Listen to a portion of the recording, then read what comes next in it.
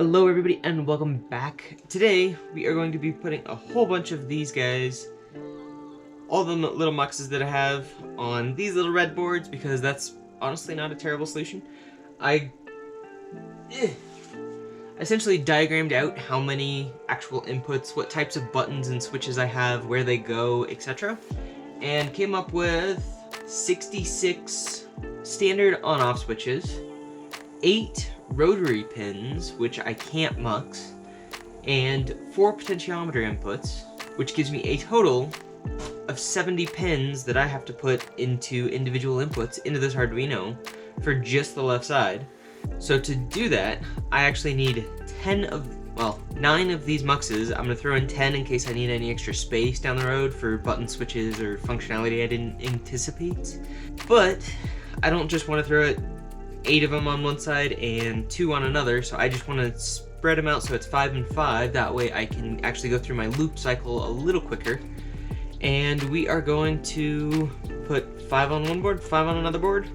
I could do them on something like this, but I'm not really saving a whole lot of space or economics on that. It would probably be that difference. So about the mounting hole, and that's about it. Essentially, we're going to put this with 10 total onto 2 of those red boards, and that's going to end up being a 5 and 5 plus, instead of putting the control boards on here, I'm just going to put them on there, because why not? It's pretty easy, pretty simple, and it reduces the number of boards, reduces a little bit of complexity, and makes this an entire self-contained unit up to 7. Because 2, 4, 6, 8, I cannot fit a 9th, which means I can't actually fill out an entire mux, which, because I only need 5 on one half and 5 on the other, this actually benefits me greatly, because then I don't have to do that. So, we are going to plug in everything and get to soldering these. And because we're using these boards, we literally just have to solder all the pins. So, here we go. We're going to pop down, get to soldering, and maybe have a little fun on the way. Here goes. Okay, we are down here with the soldering station. I have got too many pins on here, so we are going to do 1, 2, 3, 4, 5, 6. Take off 2 of these guys. Because quite simply, we don't need them on this board. Cool, so now we've got 5, plus we've got a little bit of extra room if we want to add more. We can do that. And on this board, I actually need only the 5 volt, positive, negative, and ground, which means I can actually tie these guys together, so we can do that on this end or wherever sounds like fun. And then normally these pins are tied to ground, but for the first thing we're gonna do, these pins are all in pretty good. Nobody fell out. Forgot to put on my strap, or my ESD strap, because I don't want any of this to die. But I don't know how well you guys can see it, but there's just an entire row of pins and a second one. We're going to start there. And all of these lanes are joined. So I'm literally going to solder all these so that they have a good connection to the breadboard. First step is grab some flux. Now, this is not always needed, but flux will help you greatly. Unfortunately, my flux is all frozen. We are just going to pretend we can liberally apply this across all the pins. Man, that flux is frozen. My house is a little cold. Alright, that is going to be a nightmare. I'm going to throw the flux in my pocket. Maybe it will be usable next time, or it's just going to melt in my pocket and I'm going to have to wash these pants. That's distinctly possible. I don't think that'll happen though. Let's hope it doesn't. Okay, this is my little soldering wire. It doesn't require flux to use this stuff, but it helps significantly. And essentially, we are going to make sure all of our pins are where we want them. Touch both. Put our wire over here. Getting a little bit of meltage, just kind of feed it until we get that nice little bead. And that's one. Nice and easy. Now, if we want to, we can then go over to number 9. We can solder in this pin. Now that the iron's pretty warm, it works pretty well. But we don't really need to on this one, so I'm literally just going to keep soldering down the row.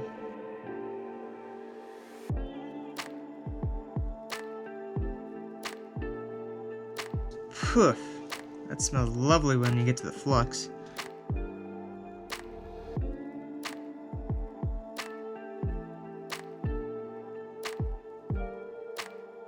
Alright, that's one entire row done. Some of these look like crap where the flux was, but essentially what you're looking for is when the entire ring is completely covered in solder and it's connected to your middle pin. So we're going to go down the entire second row. I'm not going to use any flux because it smells terrible and it's not really aiding and facilitating. Sometimes it can, sometimes you need it. Right now, we don't need it. I'm going to flip it over because then you can get better contact. And if it's a little light, you can always come back and add a little more. You're looking for a little bubble of solder. Fill that hole, fill the rim, and then move on.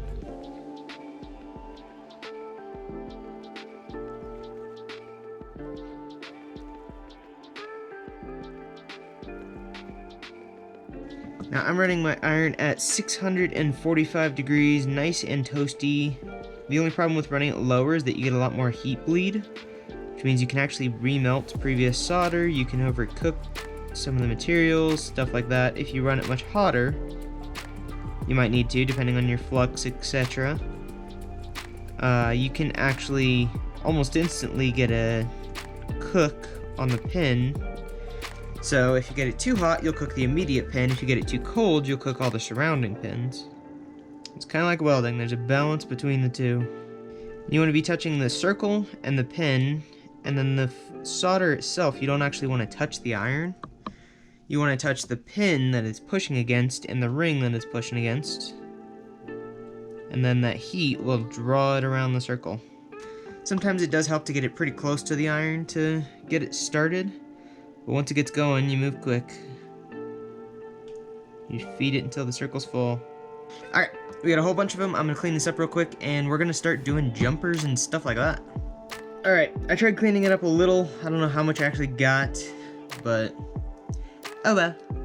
So, 1, 2, 3, 4, 5, 6, which means we've got 5, which gives us 10. That would be 80 inputs, and we need a total in the low 70s or 70. So that'll be plenty of inputs. Technically, we could take one off if we didn't need it, but that's fine. So, let's do some of the generics. First off, we are going to have a power ground to this guy, and they are 5 volts, which means we're actually going to use the red and the black, because those are just going to be universally be 5 volts for me. I'm going to grab my wire, and we're going to snip this off about, 2 inches up. I'll show you guys here in a second. Alright, so I've cut 2 little short wires for a power ground. These are actually going to come off the board and be powered externally by one of the power supplies. So this is actually going to get a little 2-pin, I think they're RST connectors. And then we're just going to wire them in right here. That way we can externally power it. For now though, I'm literally just going to strip one side. We're going to put power ground into it. We're going to jumper it over here. And we're going to start there. So that first step, figure out how to use these things. There we go. The smallest one in the thing.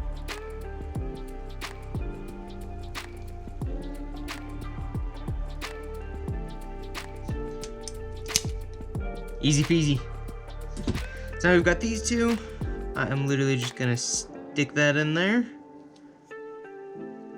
We're gonna stick this one in too.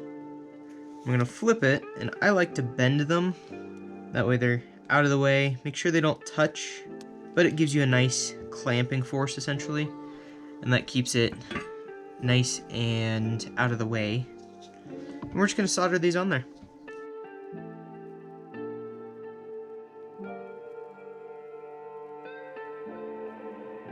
Now we can take a pair of flush cuts, trim off the end. Not critical, but it keeps it a little cleaner. We could technically do that with all those, but that's just gonna be such a minor thing that I don't really care too much. Alright, so now we've got power ground. Let's jumper our power ground over here.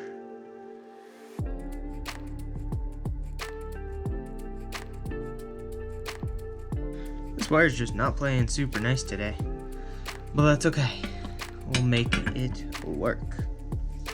And again, trim off the ends. Make sure you don't shoot yourself in the eye with them. Cool. We now have power in, jumpered power. Now we've got to wire all these guys.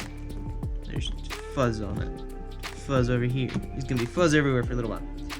So I'm going to use my prototype that we did over there as kind of a diagram, a blueprint as to where we're going to solder. And don't forget, when we flip this, they're all backwards and upside down. But on the plus side, or the minus, so to say, all three of those are ground. So we just need a huge number of ground jumpers. We're gonna start there. Okay, I've now got a giant jumble of wires and a board to put them all on. I did put on a couple of grounds, or a couple of powers. So every one of these is gonna get a power and pin, is it 16? All the way around, up here, at the corner. So every one of them gets a power up there. I've already got a couple of them done. I've only got the last one left, it looks like. That's gonna be 41. I'm gonna take one of these.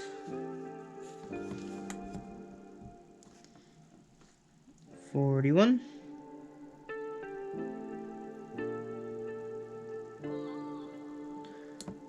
That one's a longer one. I've got a specific use for you later. Let's use a shorter one.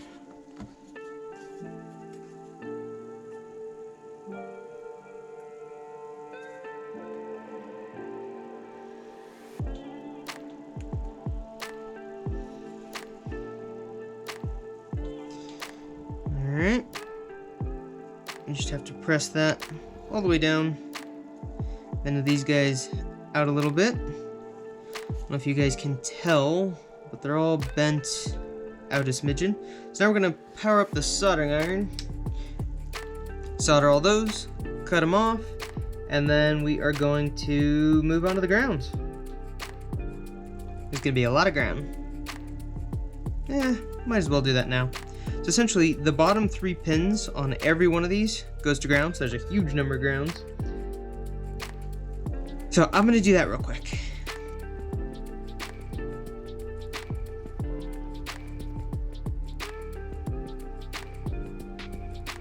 There's 3. I got a lot to go. The other option is literally to just cut one of these long and jumper it. It's an option, but I think for now, this keeps it clean enough. Nice enough.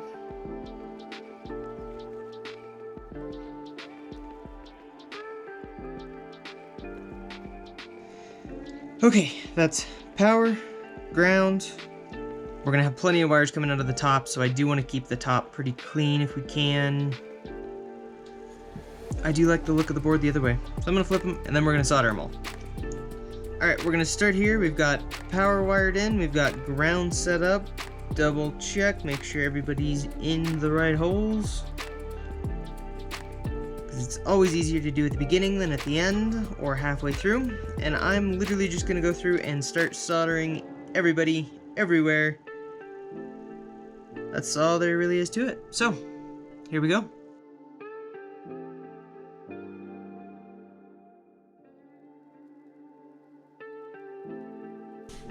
That is a lot of little tiny tips. Alright, the next step in this adventure is to wire all of our control lines. So these guys are all gonna get these little green jumpers all the way across them, and then one of them is actually gonna get an input from the Arduino. This one is gonna just get an input from the Arduino, and then all of these guys have to wire into this guy. So all the outputs have to go into very specific pins. But we're going to get to that in a minute. So first thing, all the control lines to get all these guys, we're going to wire it the exact same way that we did the breadboard. So onto these guys. So we're going to use these little green ones, and it's essentially the last pin into the one up. Come on, all the way in. Sometimes they're a little stubborn. The control voltages, we're gonna do that all the way across and then solder it.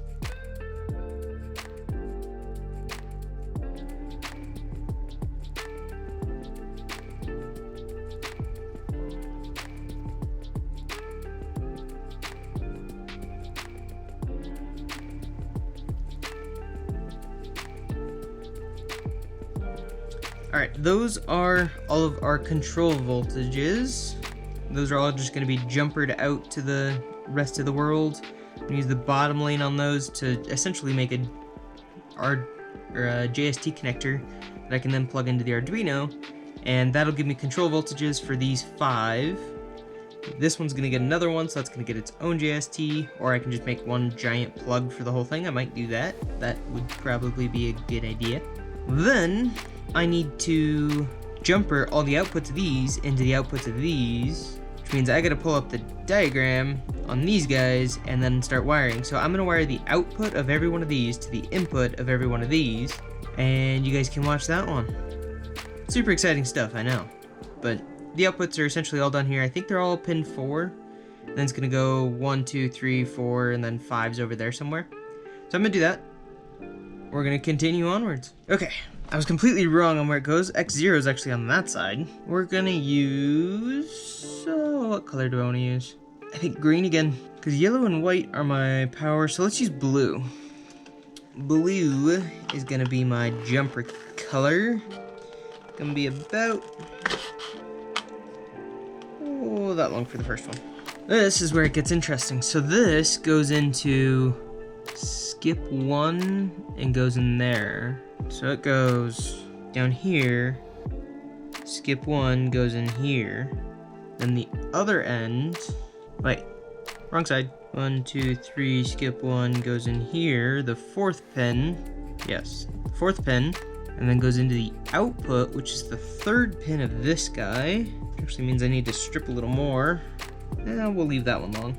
So this is the 1, 2, 3, 3rd pin. Actually, to clean this up a little, I definitely want to strip that down a little bit because that's just too long. Going into 4, and then into 3, still too long. That is one long cable. Need this gigantic long wire into the 3rd one. That's much better. Double check. Yes. Solder it. Okay. That's the first one. We are literally going to keep doing that for all the rest.